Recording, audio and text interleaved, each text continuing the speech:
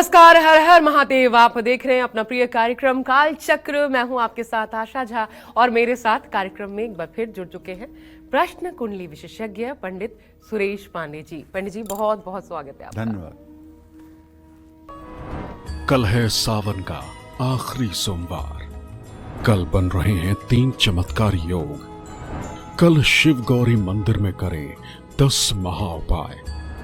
सावन के आखिरी सोमवार को भाग्यशाली बनाएं। देखिए सावन स्पेशल काल चक्र। जी हां, कल सावन का 5वां यानी आखिरी सोमवार है। कल रक्षाबंधन भी है। बहुत शुभ योग बन रहे हैं, बहुत खास दिन है और ऐसे में हम आज सावन स्पेशल कालचक्र लेकर आपके लिए हाजिर हुए हैं और कल रक्षाबंधन के मुहूर्त और खास उपायों से जुड़ी जानकारी लेकर आपके साथ हम जुड़े हुए हैं, क्योंकि आप जानते हैं कालचक्र का हमेशा से ये ध्येय रहा है कल की तैयारी आज से। तो इसी उद्देश्य के साथ एक बार फिर ये स्पेशल एपिसोड आपके लिए लेकर हम उपस्थित हैं। सावन के आखिरी सोमवार से एक दिन पहले यानी आज पंडित जी आपको बहुत महत्वपूर्ण जानकारियां देने वाले हैं, इसलिए पूरे 1 घंटे कालचक्र के साथ जुड़े रहिएगा। बहुत गौर से देखिएगा हम क्या बताने वाले हैं। जैसे इस बार सावन का आखिरी सोमवार किन मायनों में खास होने वाला है, कल कौन से ऐसे 3 चमत्कारी योग बन रहे हैं जो भगवान शिव की कृपा पाने के लिए बेहद उत्तम माने जाते हैं। साथ ही कल शिव गौरी मंदिर में किए गए कौन से 10 महा उपाय आपकी सोई किस्मत को जगा सकते हैं।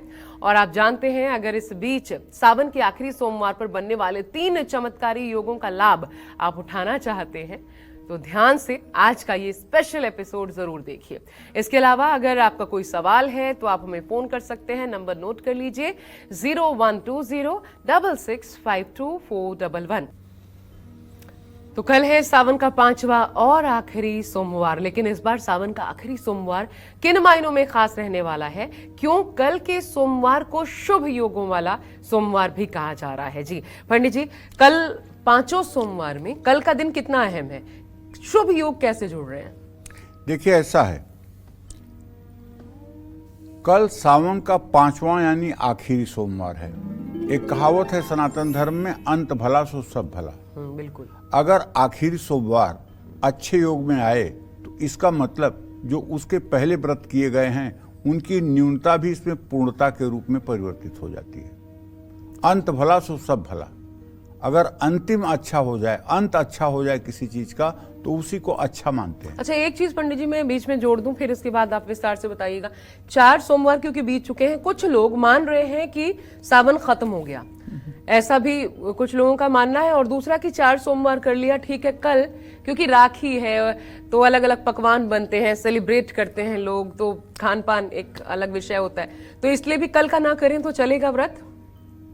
देखो, जिसने 4 सोमवार किया है वो तो अगर कल का व्रत नहीं करेगा तो बिल्कुल नहीं चलेगा, क्योंकि कल के व्रत से ही उसकी 4 सोमवार की पूर्णता होगी। अच्छा। स्वेच्छाचारिता जो है शास्त्र में कहीं वर्णित नहीं है। रक्षाबंधन अपने आप में पर्व है, तो क्या जरूरी है कि उसमें मतलब कि जिह्वा को विलास दिया जाए, जीभ को, रसना को विलास दिया जाए? आप भगवान शिव के लिए व्रत तो कर सकते हैं, रक्षाबंधन पे किसी कार्य के लिए मनाही थोड़ी है। आप राखी बांधिए, बंधवाइए, लेकिन कुछ ग्रहण नहीं करना है, अन्न नहीं खाना है तो नहीं खाना है। ये किस शास्त्र में लिखा हुआ है कि रक्षाबंधन के दिन बढ़िया व्यंजन और पकवान खाना चाहिए? हाँ, 5वां सोमवार है और जब 5 सोमवार कभी सावन में नहीं पड़ते हैं तब भी 5 सोमवार का ही व्रत रखा जाता है। उसमें या तो आषाढ़ के भी पहले सोमवार को ले लिया जाता है या सावन के बाद का सोमवार ले लिया जाता है। मतलब 5 सोमवार करना ही करना है। तो जो लोग ये बात सोच रहे हो कि सावन खत्म हो गया है, उन्हें मैं बहुत धैर्य पूर्वक बताना चाहूंगा, कल रात्रि में जाकर के सावन खत्म होगा। सावन खत्म नहीं हुआ है और कल का सोमवार अत्यंत महत्वपूर्ण है। हाँ, एक बात जरूर कहना चाहूंगा अपनी ओर से कि जैसे नवरात्र के दिनों में ऐसा कोई 9 दिनों का व्रत नहीं कर पाता है, तो हमारे यहाँ शास्त्र में लिखा हुआ है कि वो त्रिरात्र व्रत करे, माने सप्तमी, अष्टमी और नवमी के 3 दिनों के अगर व्रत करे तो उसे नवरात्र व्रत का फल मिलता है। उसी तरह से जो लोग स्वास्थ्य के कारण या किसी दूसरे कारण से 4 सोमवार का व्रत नहीं कर पाए हैं, अगर वो 5वें सोमवार का व्रत कर लें तो उन्हें 5 सोमवार के व्रत करने का फल मिलेगा। इतनी अहमियत इतनी अहमियत है। इसलिए कल के दिन तो बिल्कुल किसी तरह की छूट नहीं है। अगर आपने 4 सोमवार किए हैं तो कल का 5वां सोमवार आपको करना ही चाहिए। अच्छा, एक और चीज पंडित जी, क्योंकि हालांकि लोग ऐसा करते हैं इसलिए मैं पूछ रही हूँ, कई लोग पूरे सोमवार पूरे सावन भर नॉनवेज त्याग देते हैं, नहीं खाएंगे।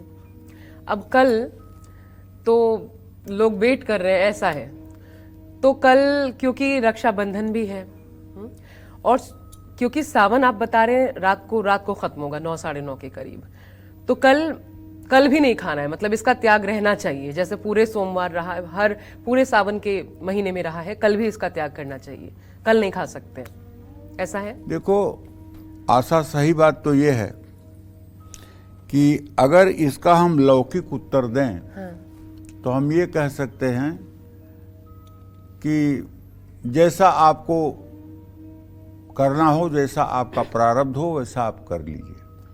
लेकिन भागवतिक उत्तर ये है कि चाहे सावन का महीना हो और चाहे 12 महीने का कोई भी दिन हो, मनुष्य मांसाहार के लिए पैदा ही नहीं हुआ है।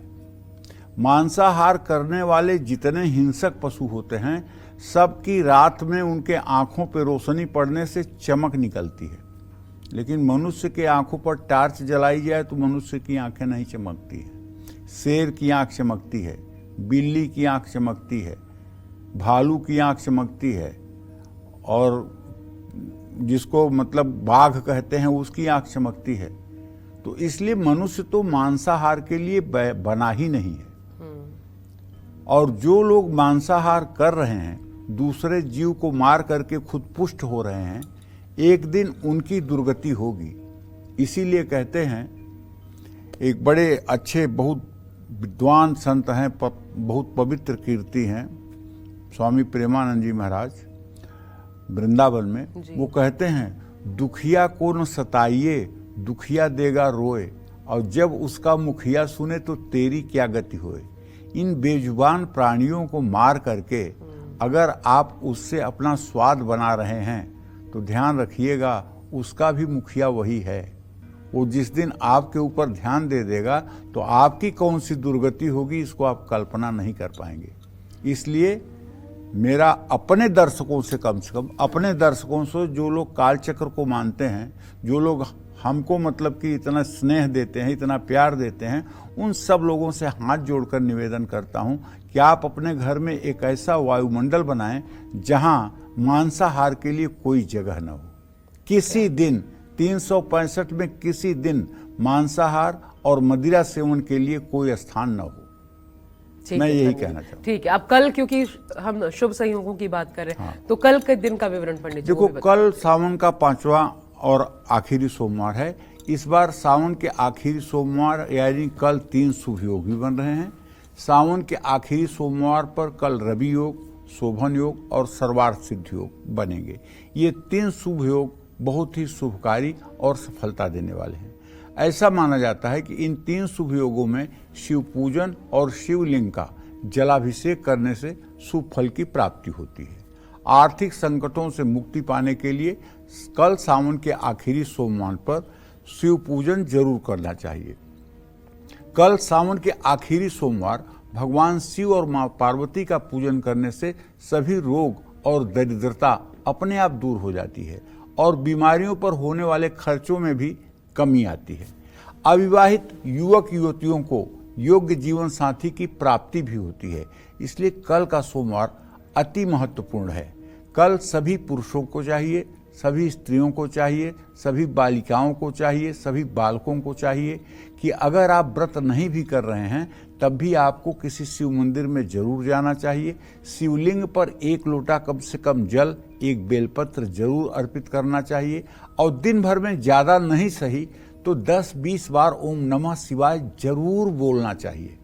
ये नमः शिवाय जितने बार आप बोल देंगे, ये आपके अविनाशी बैंक के खाते में जमा हो जाएगा और जब आप यहाँ से जाएंगे, आपका हिसाब किताब होगा तो चाहे आपका 5 ट्रक पाप होगा उसके साथ आपका ये 5 बार कहा हुआ ओम नमः शिवाय भी सामने आएगा धर्मराज के। तब धर्मराज को एक कठिनाई होगी कि आपको पहले पुण्य का फल दें कि पाप का फल दें। इसलिए कल भाव कुभाव अनख आलसहूँ, नाम जपत मंगल दिस दसहूँ। कल ओम नमः शिवाय, सांब सदाशिव, इस तरह से कुछ आप दिन भर कोशिश करिए बोलने की। अगर नहीं बोल सकते तो कम से कम मंदिर में जब तक रहिए तब तक नमः शिवाय ओम नमः शिवाय ओम नमः शिवाय करते रहिए, करते रहिए, करते रहिए। जय मां विंध्यवासिनी। पंडित जी, शिव मंदिर जाने और घर पर शिव पूजा करने, इसमें कोई डिफरेंस आ जाता है क्या? दोनों में डिफरेंस ये होता है कि जैसे घर में आप जो पूजा करते हैं वो शिवलिंग आपका अपना मतलब कि जो है स्थापित किया हुआ होता है और उस शिवलिंग की प्राण प्रतिष्ठा नहीं की होती है। अच्छा। ठीक है। और शिव मंदिर में जहाँ आप जाते हैं, शिवालय में जहाँ आप जाते हैं, वहाँ उसकी विधिवत प्राण प्रतिष्ठा हुई रहती है। शिवलिंग पर, अपने घर के शिवलिंग पर जब भगवान शिव का वास रहेगा, एकेन वस्ते कैलासे द्वितीयम गौरी सन्निधौ तृतीयम विश्वभारूढ़म, तो आप उनमें अभिषेक कर सकते हैं। लेकिन शिवालय में आप किसी समय अभिषेक कर सकते हैं, इसलिए कि शिवालय में शिव के वास का विचार नहीं किया जाता है। शिवालय हर समय वहाँ शिव जी रहते ही रहते हैं। मतलब टाइम नहीं देखा? हाँ, वहाँ मतलब कि समय देखने की जरूरत नहीं है। 12 बजे के बाद अच्छा, भी हाँ। डाला और उसके बाद एक बात सुनो बेटा, जैसे आशा आपके घर में शहद, दही और दूध अगर आपकी फर्श पर गिरा दिया जाए तो 1 घंटे बाद उसकी स्थिति क्या होगी? वहाँ बदबू आने लगेगी, मक्खियाँ भिनभिनाने लगेंगी, होगा कि नहीं? लेकिन आप किसी शिवालय में, पूरे भारत के जितने शिवालय हैं, काशी विश्वनाथ से लेके उज्जैन महाकाल तक, वहाँ कम से कम दिन भर में हजारों लीटर दूध चढ़ता है, सैकड़ों लीटर शहद चढ़ती है, 50 किलो चीनी चढ़ती है। वहाँ क्यों नहीं बदबू आती? वहाँ क्यों नहीं मक्खियाँ भिनभिनाती? क्यों? कारण क्या है? शिवालय की रचना इस तरह से पिरामिड के आकार की होती है, उसकी रचना इस तरह से शिवालय की होती है कि उसके अंदर कोई निगेटिव वेव्स आ ही नहीं सकती, कोई नकारात्मक ऊर्जा आ ही नहीं सकती। इसीलिए शिवालय, मंदिर में भी एक तो मंदिर होता है जिसमें सभी देवी देवताओं को रखा जाता है, उसमें एक तरफ शिवलिंग भी स्थापित कर दिया गया है। लोग सुविधा के लिए कर लिए हैं, यद्यप ऐसा करना उचित नहीं है। लेकिन एक शिवालय होता है जिसमें मंदिर के गर्भगृह में शिवलिंग स्थापित होता है और बाहर नंदी स्थापित होते हैं। मंदिर के दरवाजे के बाहर नंदी स्थापित होते हैं। चाहे आप महाकालेश्वर में देख लीजिए, चाहे आप काशी विश्वनाथ में देख लीजिए, चाहे आप जहां भी जिस ज्योतिर्लिंग में देखिए, ऐसा ही आपको दिखाई देगा। तो जब मतलब कि इस तरह से शिवालय की रचना है, वहां अगर आप जो भी मंत्र बोलते हैं, जो भी आप पूजा पाठ करते हैं, जो भी आप कर्म करते हैं, वो अक्षुण्ण हो जाता है और निश्चित रूप से सब प्रकार के पुण्यों को देने वाला होता है। मैं ये कहना चाहता हूँ। तो अब चलिए अपनी चर्चा को आगे बढ़ाते हैं। कल की तैयारी आज से हम बात कर रहे हैं, लेकिन कल ही धन अगर लाभ कमाना चाहते हैं आप, तो कल सावन के आखिरी सोमवार कैसे करें शिव गौरी की पूजा आराधना, क्या करें उपाय, किस मंत्र का आपको कल जाप करना है पंडित जी? कल देखो, भगवान शिव तो औढ़र दानी है। आशा आशुतोष तुम औढ़र दानी, आरत हरहूं दीन जन जानी। 1 मिनट में उन्होंने सोने की लंका रावण को दे दिया था। 1 मिनट में ये लंका सोने की भगवान शिव की थी, इसे रावण को भगवान शिव ने दिया था। बिल्कुल। ये चौपाई भी आती है, तुलसीदास जी लिखते हैं, जो संपदा रावण ही दीन दिए दसमात, सोई संपदा विभीषण सकुच दीन रघुनाथ। ये चौपाई भी आती है रामचरितमानस में। तो भगवान शिव औढ़र दानी है, अर्थार्थ जिज्ञासु आर्ताच ज्ञानी। 4 प्रकार के भक्त होते हैं। एक पैसे के लिए भगवान की पूजा करते हैं, एक ये इस जिज्ञासा से पूजा करते हैं कि भगवत तत्व है क्या, मैं ये जान लूं, और एक होते हैं जो मुसीबत में पड़े होते हैं, जिनको कहीं सूझता नहीं है, वो भगवान की शरणागति ले लेते हैं। जैसे द्रौपदी ने आर्त होकर के भगवान कृष्ण को पुकारा, गजेंद्र ने आर्त होकर के भगवान कृष्ण को पुकारा। तो मतलब आर्त। और एक ज्ञानी भक्त होते हैं जो अपने में और भगवान में कोई अंतर नहीं समझते हैं। तो ये 4 प्रकार से मतलब कि जो है भगवान के भजन करने वाले लोग होते हैं। पहले प्रकार के बारे में बता दीजिए। और पहले प्रकार के भक्तों की इस समय बाढ़ आई हुई है, अर्थार्थियों की। तो सही बात है, धन प्राप्ति के लिए कल सावन के आखिरी सोमवार पर भगवान शिव के मंदिर में जाकर भगवान शिव को पहले आप जल, फिर दूध, फिर गन्ने के रस से रुद्र सूक्त के 16 मंत्रों को बोलते हुए विधिवत अभिषेक करिए। अभिषेक करने के बाद शिवलिंग को शुद्ध जल से स्नान करा के उसके बाद भस्म विभूति से त्रिपुंड लगाइए। और अगर माँ गौरी की प्रतिमा वहाँ पर है तो माँ गौरी को कुमकुम का तिलक लगाइए और उनके, अगर आप पुरुष हैं तो उनके चरणों पर लगाइए, अगर आप महिला हैं तो उनके माथे पर लगाइए। कलावा एक लीजिए और उसमें 9 गांठ लगाकर शिव गौरी के सामने रख दीजिए और घी के 5 दिए जलाइए, 4 चारों दिशाओं में और एक उनके सामने। माँ गौरी को लाल रंग की सूती कॉटन की चुनरी चढ़ाइए और बूंदी के लड्डू बनाकर उसका भोग लगाइए। और जितना हो सके कल ओम नमः शिवाय मंत्र का जप करिए। पूजा के बाद परिवार के किसी बड़े व्यक्ति के हाथ से कलावा या अपने पुरोहित के या पंडित जी के हाथ से अपने हाथ पर कलावा बंधवा लीजिए। महिलाएं बाएं हाथ में बंधवाएं, पुरुष दाहिने हाथ में बंधवाएं। इससे निश्चित रूप से दरिद्रता दूर होती है, अभाव दूर होता है, संकट दूर होता है, बीमारियां दूर होती हैं और मनोकामना पूरी होती है। जय मां विंध्यवासिनी। और अगर आप मन चाहा जीवन साथी प्राप्त करना चाहते हैं तो ऐसे में कल सावन के आखिरी सोमवार कैसे करें शिव और गौरी की पूजा और क्या करें उपाय मन चाहा जीवन साथी पंडित जी प्राप्त करने के? कन्याएं तो बहुत शिव जी को पूजती हैं, कल विशेष क्या करें? कन्याएं इसलिए पूजती हैं कि जगत जननी जगदम्बा माँ सीता अपने मन के अनुरूप पति पाने के लिए पार्वती की ही उपासना की है। जब अमराई में उन्होंने राम जी को देखा तो उनकी आंखें एकटक राम जी पर ही लगी रही और उन्होंने सोचा कि कल होने वाले धनुष यज्ञ में अगर ये धनुष तोड़ें और मेरे पति हों तो कितना सुंदर होगा। और ऐसा सोच करके मन में शर्माते हुए वो सीधे पार्वती जी के मंदिर में गई और पार्वती जी के मंदिर में जा करके उन्होंने स्तुति की, जय जय जय गिरिराज किशोरी, जय महेश मुखचंदक किशोरी, जय गज बदन खडानन माता। तो कहने का मतलब जब भगवती पार्वती की उन्होंने उपासना की और एक माला उन्होंने पार्वती को पहनाई, ठीक है।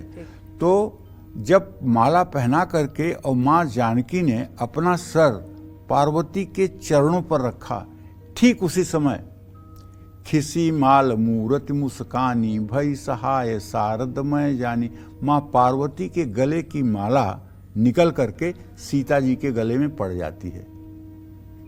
खसी माल मूरत मुस्कानी, और माता पार्वती की मूर्ति मुस्कुराने लगती है और सीता जी जब ये देखती हैं तो भाई सहाय शारद मैं जानी, अर्थात माँ पार्वती जो है प्रसन्न है, ऐसा उनके मन में विश्वास आ गया। सुफल मनोरथ हों तुम्हारे, राम लखन सुनि भय सुखारे। तो कहने का मतलब राम और लक्ष्मण को भी माता पार्वती ने आशीर्वाद दिया था और जगत जननी जगदम्बा माँ सीता को भी आशीर्वाद दिया था। तब से हमारे देश की कन्याएं, हमारे देश की कुमारी लड़कियां भगवान शिव और माँ पार्वती की पूजा उपासना करते हैं। इसका एक फल जरूर होता है कि निश्चित रूप से जो लोग भगवान शिव की आराधना करने के बाद वैवाहिक बंधन में बंधते हैं, उनका वैवाहिक जीवन निश्चित रूप से अच्छा होता है। आज चाहे जितनी विकट परिस्थिति समाज में है, आज बड़ा प्रचलन है डाइवोर्स का, आज बड़ा प्रचलन है विवाह टूटने का, लेकिन मैं दावे के साथ कह सकता हूं कि अगर कोई कन्या 5 साल तक सोमवार का व्रत करके सावन में और शिव जी की उपासना करके और उसके बाद विवाह होगा तो निश्चित रूप से उसका दाम्पत्य जीवन अच्छा होगा।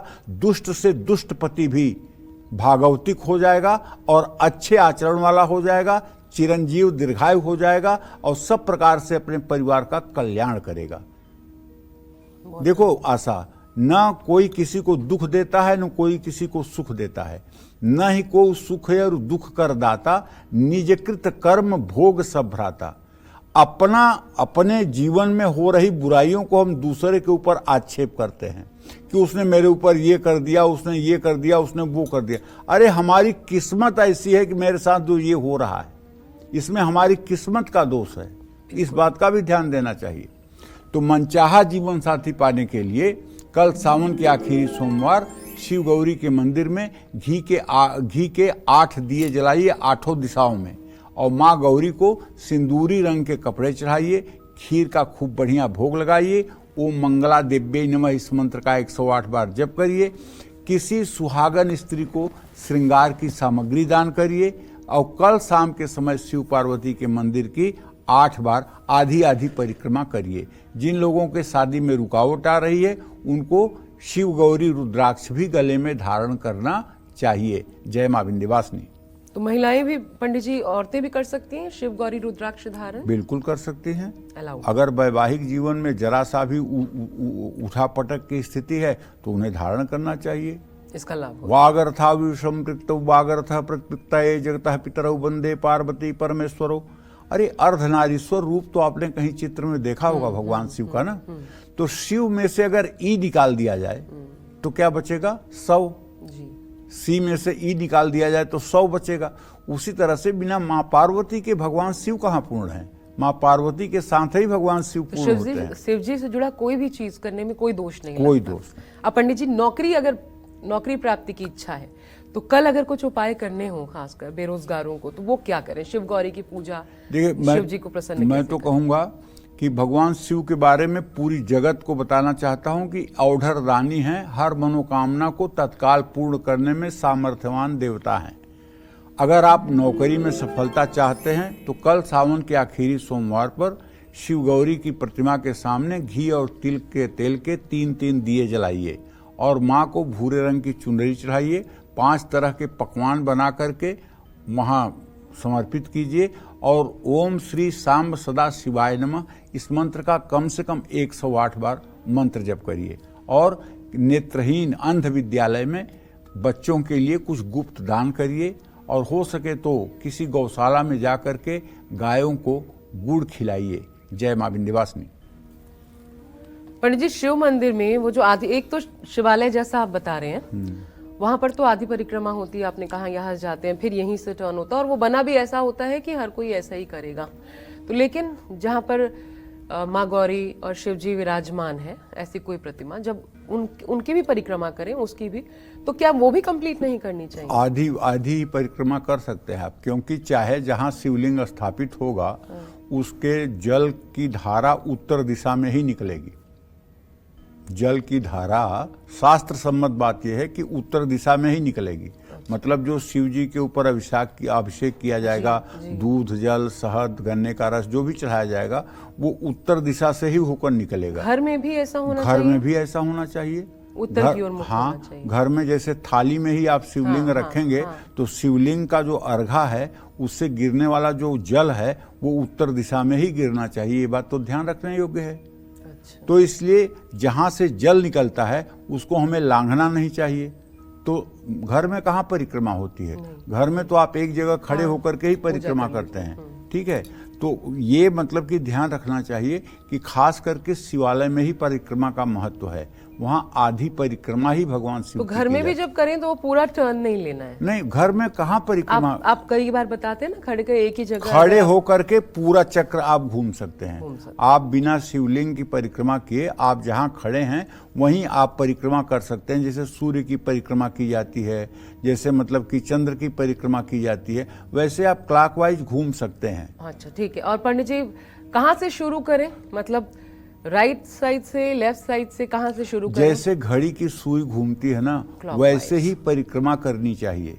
उसी तरह से घर की सीढ़ियां होनी चाहिए। प्रकृति के विपरीत कोई कार्य नहीं होना चाहिए। जैसे घड़ी की सुइयां मतलब बाएं से दाहिने की तरफ जाती हैं, उसी तरह से हर समय परिक्रमा भी करनी चाहिए। चाहे किसी भी मंदिर में जाएं आप, चाहे किसी भी धर्म स्थान में जाएं, आपकी सारी परिक्रमा क्लॉकवाइज होगी। एंटी क्लॉकवाइज कोई परिक्रमा नहीं होती है। ठीक है, कालचक्र। और आज सावन स्पेशल कालचक्र में पंडित जी आपको सावन के आखिरी सोमवार में शिव गौरी की कृपा पाने के खास उपाय बता रहे हैं। अपनी इसी चर्चा को आइए आगे बढ़ाते हुए बात करते हैं उन लोगों की जिनको अब तक संपत्ति का सुख प्राप्त नहीं हो पाया है। ऐसे लोग कल सावन के आखिरी सोमवार में कैसे शिव गौरी की पूजा करें, उन्हें प्रसन्न करें, क्या आप उपाय कर सकते हैं, किन मंत्रों का जाप आपके लिए सबसे ज्यादा शुभकारी होगा। पंडित जी, घर बनाना किसी का भी सपना होता है और आपने अपने जीवन में घर बना लिया तो बहुत बड़ा काम कर लिया।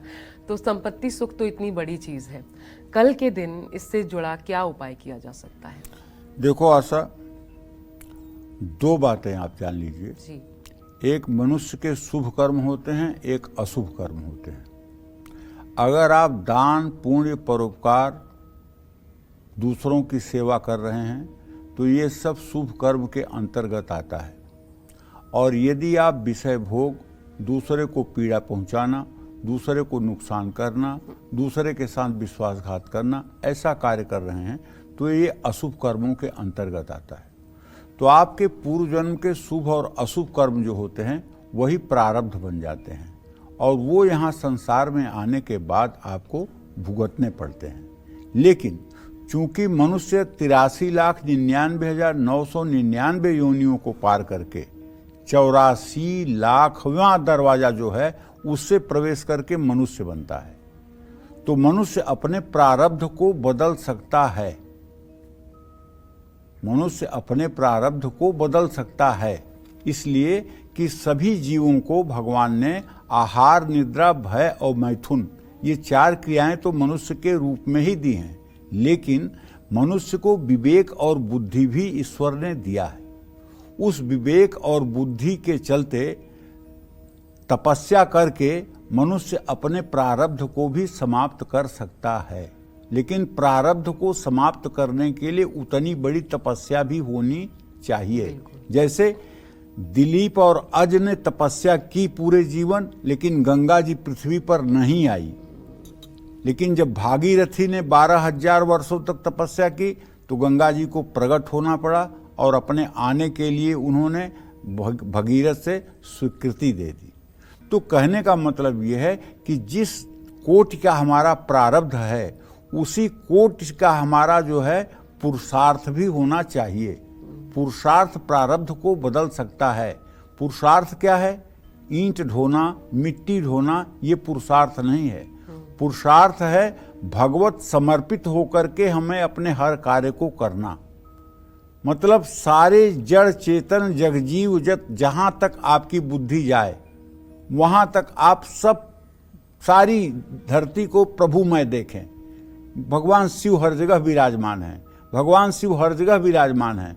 ऐसी भावना करके और भगवान शिव की शरणागति लेकर के और भगवान शिव का अविरल चिंतन करने से निश्चित रूप से चाहे जितना बड़ा दुर्भाग्य हो वो दुर्भाग्य नष्ट होता है और ऐसा व्यक्ति श्रीमान बन जाता है। ये भी तो प्रैक्टिस से पंडित जी आ सकता है। लोग कहते हैं कि अचानक हमने स्मरण करना शुरू किया फिर भूल गए, तो ये भी प्रैक्टिस से तो होता ही होगा कि हर इसमें समय... प्रैक्टिस नहीं होती बेटा, इसमें होता है साधु संग और सत्संग।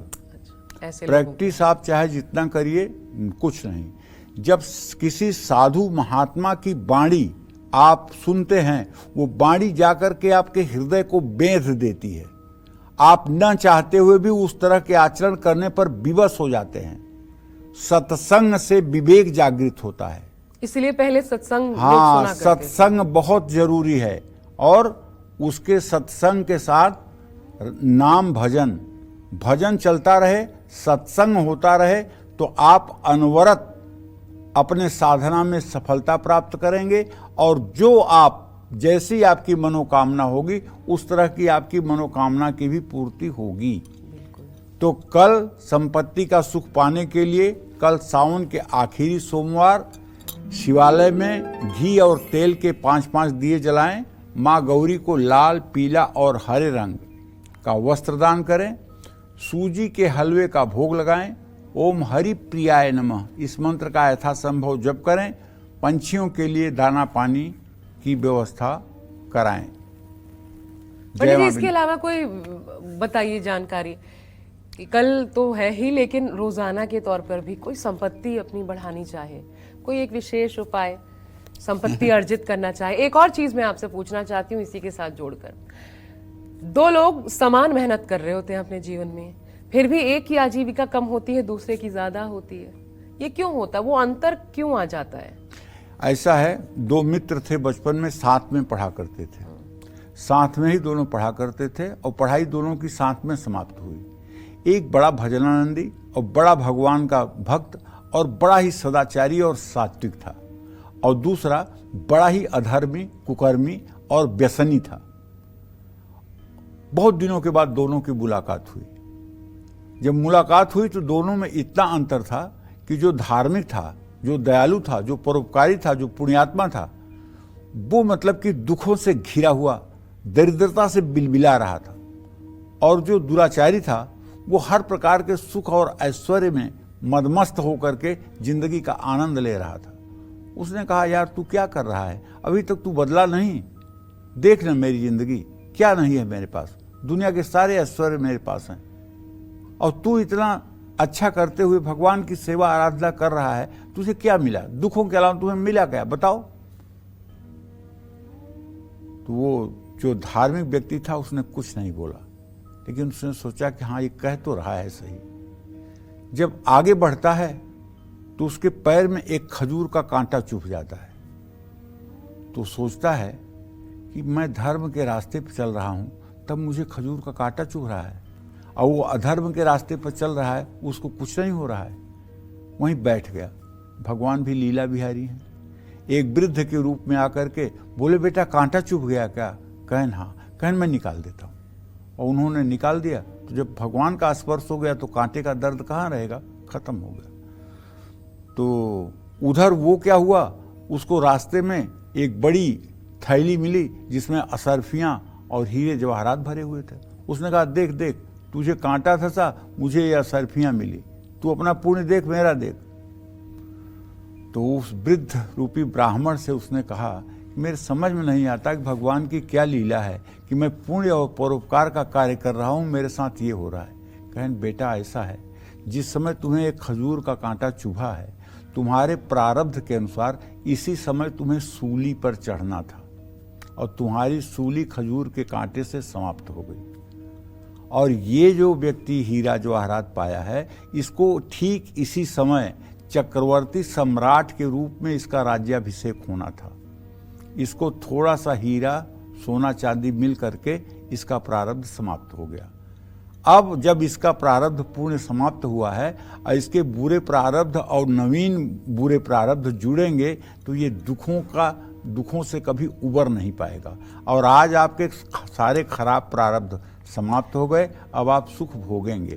तो पूर्व जन्म का जो प्रारब्ध है ना, ठीक है, उसका असर होगा। लेकिन आप जो कह रहे हैं वो मन को संतुष्ट करने के लिए तो अच्छा लग सकता है, मतलब ठीक है, ऐसा ही होता है, ये भी माना जा सकता है, लेकिन कुछ इसके लिए भी तो कुछ तरीका होगा, हमारे शास्त्रों में होगा कोई, जैसे आप नियम बताते हैं कि कुछ उपाय ऐसे कर लीजिए, तो जिसको अपनी आजीविका सुधारनी हो, कि मुझे अपनी आजीविका इस पर काम करना है, इसके लिए मुझे पूजन करना है, किनकी पूजा करे, और कुछ इसके लिए एक छोटा सा सरल उपाय। सरल उपाय है आशा, अपने इष्ट के प्रति एकदम विश्वास का होना, एकदम विश्वास का होना।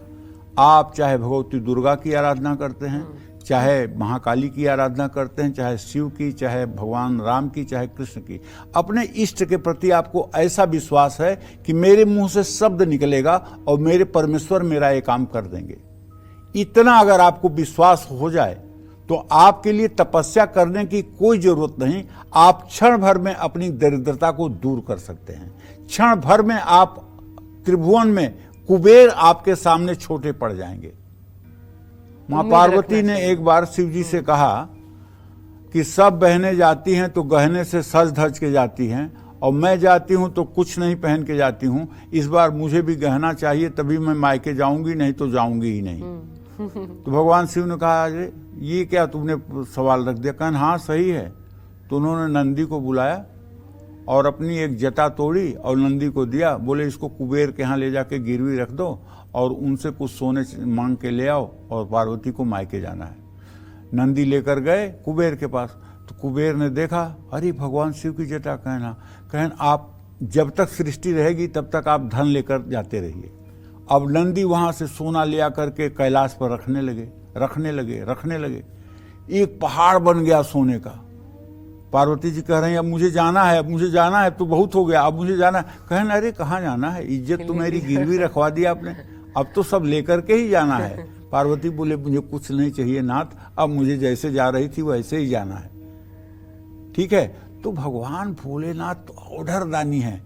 केवल आपका विश्वास हो जाए कि भोलेनाथ हमें सुन रहे हैं, भोलेनाथ हमें देख रहे हैं, इतना विश्वास हो जाए तो 2 बार नमः शिवाय कह दीजिए, 2 बार शिवालय में चले जाइए, 2 शिव भक्तों की सेवा कर दीजिए, आपकी मनोकामना तत्काल पूरी हो जाएगी, पूरे विश्वास के। लेकिन अगर आप कोई विश्वास है, अरे हाँ कलयुग में कहाँ होता है, कलयुग में भगवान कहाँ सुनते हैं, कलयुग में तो भगवान लोग भी बड़े निष्ठुर हो गए हैं, कलयुग में तो भगवान भी ऐसे हो गए, अगर आप दोष देख रहे हैं तब फिर ठीक है, तब परिणाम नहीं मिलेगा। ठीक है। जाकी रही भावना जैसी, हरि मूरत देखी तिन तैसी। जय मां विंध्यवासिनी। पंडित जी, एक और समस्या है जो आजकल बहुत ज्यादा, क्योंकि लाइफस्टाइल ऐसी है, डिले हो जाता है लोगों को शादी ब्याह के बाद।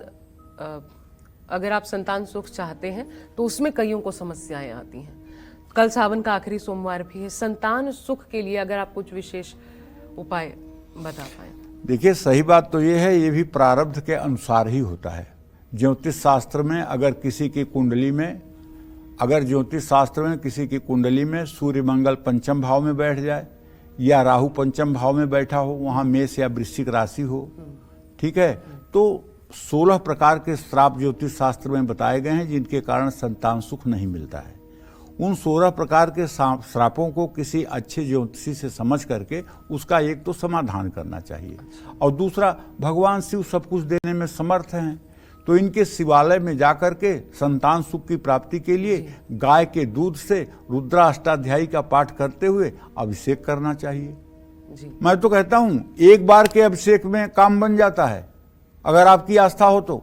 और कम से कम मैं उसका प्रत्यक्ष उदाहरण हूं 50 लोगों के जीवन में, जिनके जीवन में संतान सुख नहीं था, केवल 1 बार उन्होंने रुद्राभिषेक किया है और दूसरी बार मिठाई लेके आ गए कि महाराज काम हो गया। इतना ज्यादा तो आपकी बस आस्था हो और गाय का दूध हो और उसको श्रृंगी से लेकर के रुद्राष्टाध्यायी का विद्वान ब्राह्मणों के द्वारा मंत्र बोलते हुए आप अभिषेक कर दीजिए, ब्राह्मणों को भोजन पवा दीजिए, यथेष्ट दक्षिणा दे दीजिए, आपका कल्याण हो गया। कहाँ इसमें 2 राय है, संतान आपको नहीं मिलेगा। लेकिन कल सावन के आखिरी सोमवार पर आप जो है शिवालय में जाकर के 6 दिए जलाइए और गाय के दूध से भगवान शिव का रुद्राष्टाध्यायी का पूरा पाठ कराते हुए अभिषेक करिए। अगर आप शिवालय में नहीं जा सकते हैं तो अपने घर में एक पार्थिव शिवलिंग, मिट्टी का शिवलिंग बना करके उसकी पूजा करें। शिव गौरी को पीले रंग के कपड़े अर्पित करें, मेवे की खीर बनाकर शिव गौरी को भोग लगाएं, शाम को शिव गौरी के मंदिर जाकर 4, 8 या 12 केले का भी भोग लगाएं। इससे निश्चित रूप से आपको संतान प्राप्ति हो जाएगी, कोई विलंब ही नहीं होगा। जय मां विंध्यवासिनी। और अगर आप कारोबार में घाटे से परेशान हैं, लगातार घाटा बढ़ता जा रहा है, कल सावन के आखिरी सोमवार पर कैसे करें शिव पार्वती का पूजन, आइए ये भी जान लेते हैं। घाटे के लिए पंडित जी कैसे करें कल पूजा, और ये आजकल बहुत बड़ी समस्या है। सही बात ये है आशा, घाटा जो है घटिया लोगों को लगता है। माँ पार्वती जो है बुद्धि स्वरूपा है। भगवान शिव की मानस पूजा में वर्णन आता है, आत्मा त्वम गिरजामती, मतलब जो मेरी बुद्धि है वो पार्वती स्वरूपा है। और जो बुद्धिमानी के साथ, विवेक के साथ व्यवसाय में या व्यवहार में निर्णय लेता है उसे घाटा नहीं होता है। घाटा उसे होता है जो प्रमाद बस अपने आप को भगवान मान करके और मनमानी निर्णय लेता है, मनमानी कार्य करता है, उसे घाटा होता है। तो सबसे पहले अगर आप चाहते हैं कि आपको घाटा न हो तो थोड़ा सा भगवान के प्रति अपना समर्पण प्रस्तुत करिए। ईश्वर है इस जगत में, सारा संसार ईश्वरमय है, माता पिता ईश्वर स्वरूप हैं, भाई बहन ईश्वर के अंश हैं, संतान ईश्वर का अंश है, पत्नी ईश्वर की अंश है। इस तरह से अपने व्यवहार को ठीक करिए और व्यवहार को ठीक करके उसके बाद में कोई निर्णय लीजिए। बहुत ज्यादा लालच के शिकार मत होइए। प्रभु को जो देना होगा, देखो एक लोटा है, उसको चाहे समुद्र में डुबाओ और चाहे बाल्टी के पानी में डुबाओ, पानी तो उतना ही निकलेगा जितना उस लोटे में जगह है, कि ज्यादा निकलेगा समुद्र में डालने पर। तो आपके प्रारब्ध में, आपके भाग्य में जितना है वो तो मिलेगा ही, उसे तो कोई रोकेगा नहीं। तो फिर आप धर्माचरण क्यों ना करें, आप अधर्म का आचरण क्यों करें, आप गलत तरीकों क्यों अपनाएं, आप शॉर्टकट तरीके के क्यों अपनाएं। लोग महाराजा बनने के चक्कर में अपना राजा होना जो है समाप्त कर देते हैं। लोग महाराजा बनने के चक्कर में राजा बनने का अपना जो रुतबा है उसको खत्म कर देते हैं। ना महाराजा बन पाते हैं और ना राजा सुरक्षित रहता है। इसलिए मैं कहना चाहूँगा कि अगर व्यवसाय में नुकसान हो रहा है तो कल सावन के आखिरी सोमवार शिवालय में घी के 11 दीपक प्रज्वलित कीजिए, माँ गौरी को बैगनी रंग के वस्त्र अर्पित कीजिए, खोए की मिठाई का खूब भोग लगाइए, ओम महागौरी नमः इस मंत्र का खूब जप करिए और जरूरतमंद लोगों को भोजन कराइए। हो सके तो कल एक लंगर लगाइए, भंडारा लगवाइए।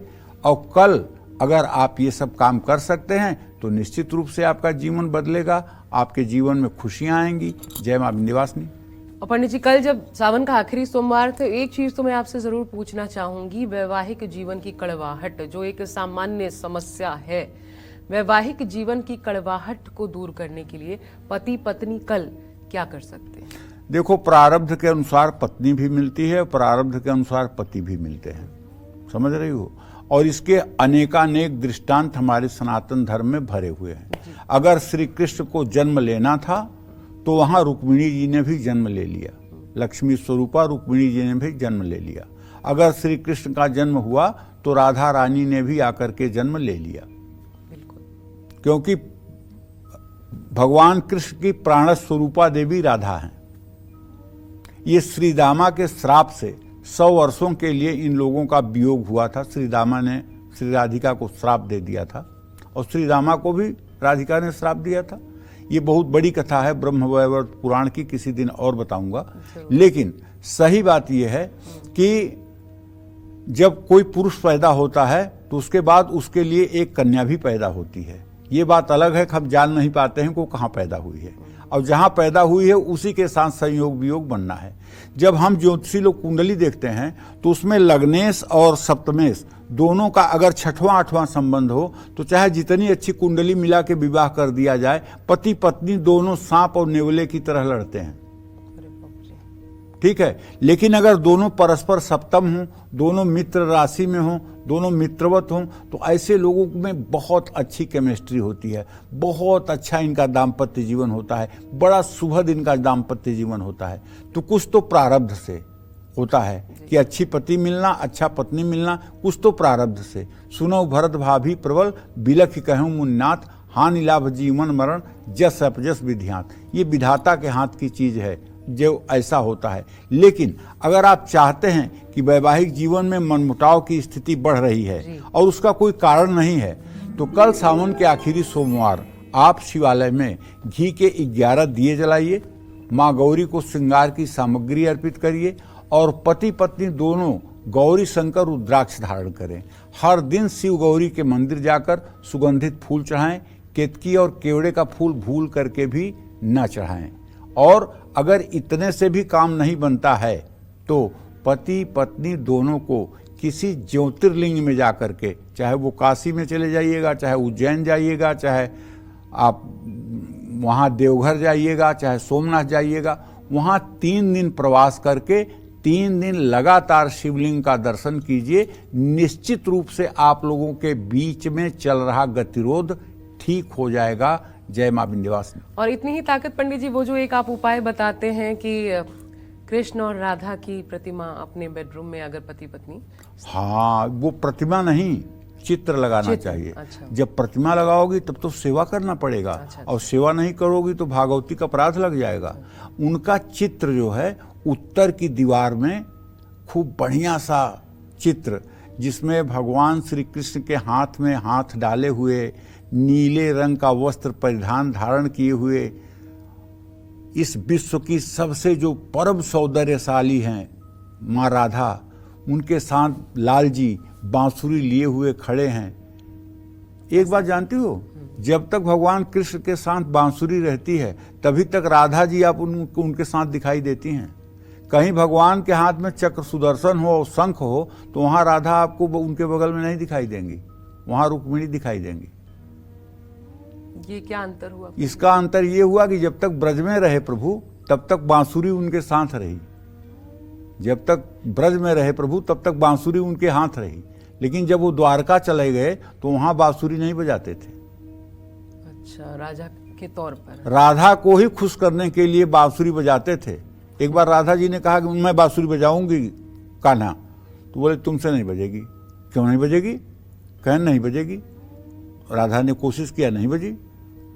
तो राधा जी कुछ शर्मिंदा हुई, उन्होंने ललिता की तरफ देखा, ललिता उनकी बहुत सखी हैं, तो उन्होंने कहा ना बजेगी राधे, ना बजेगी। कहन क्यों ना बजेगी? कहन ये बंसी जो है केवल राधा नाम से बजती है, केवल राधा राधा ही बोलती है, और तू राधा नाम कह नहीं रही है, तू श्याम श्याम कह रही है, तो ये कैसे बजेगी? ये तो राधा नाम की आदती बंसी है, राधा नाम बोल, अभी तुझसे भी बज जाएगी।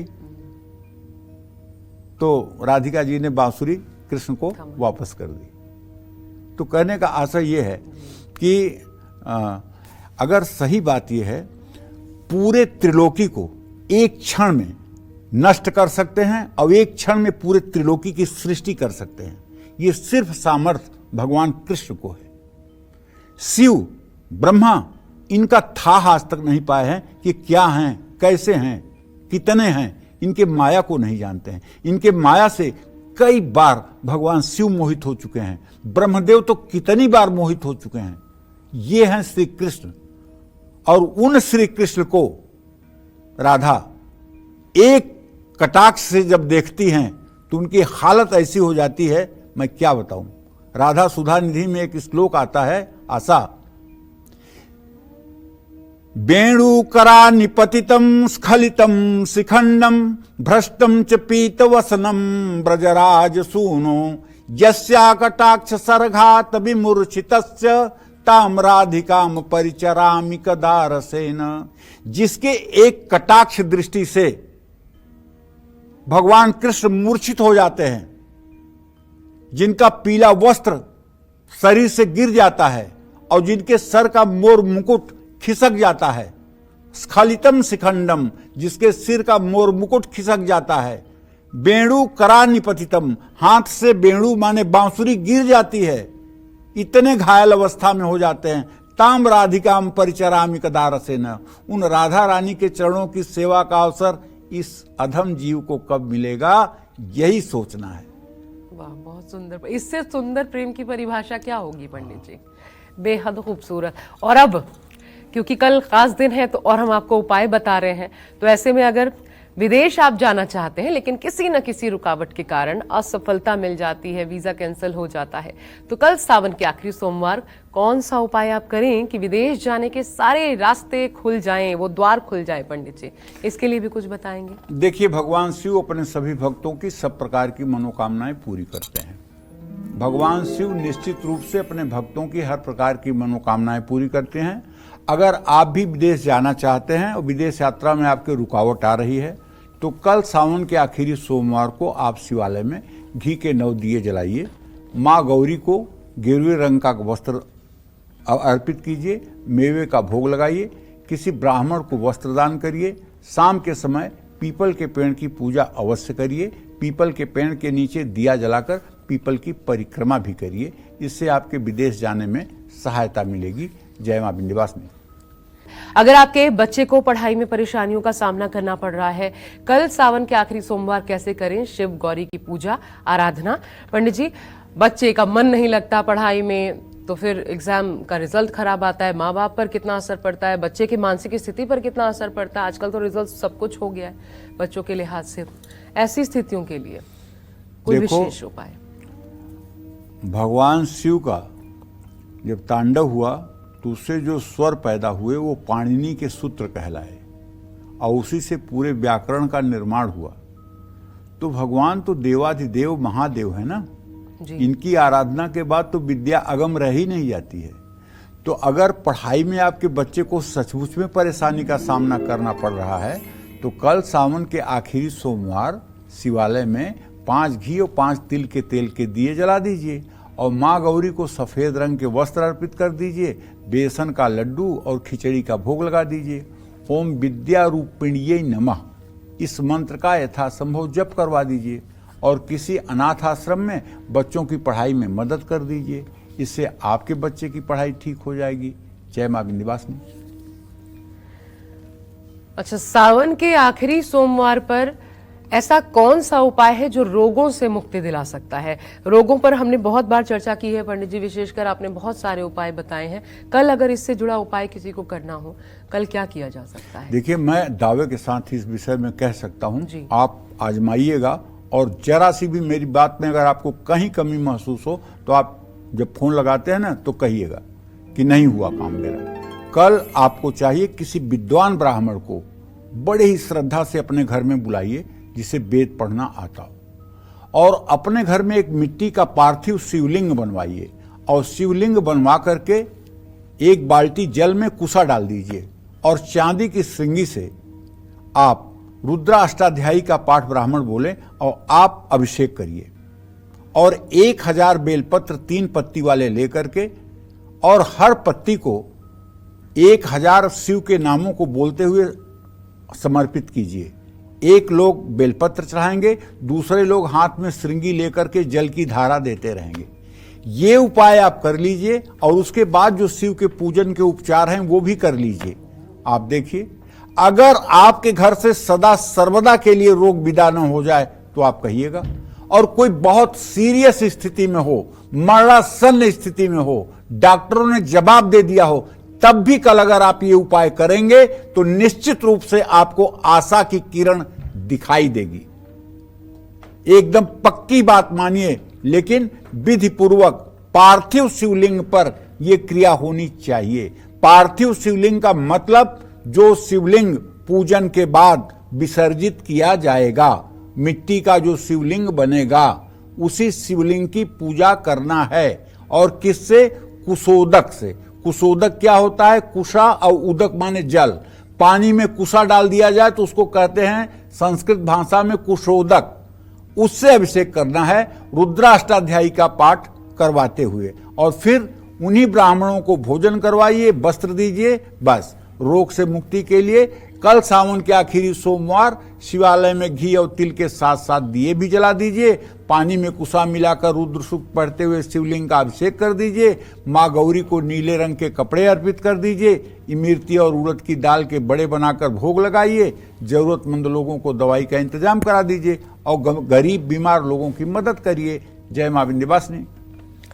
और पंडित जी से अब चलिए, कल सावन के सोमवार के साथ साथ, क्योंकि आप जानते हैं कल रक्षाबंधन भी है, तो रक्षाबंधन से जुड़े खास उपाय आप कल के शो में जरूर जानेंगे पंडित जी से। लेकिन आज कम से कम राखी बांधने का जो शुभ मुहूर्त है वो आपको जरूर जान लेना चाहिए। बहुत लोगों के मन में असमंजस है किस वक्त बांधे राखी, कल भद्राकाल भी है, ये तमाम चीजें हैं कल।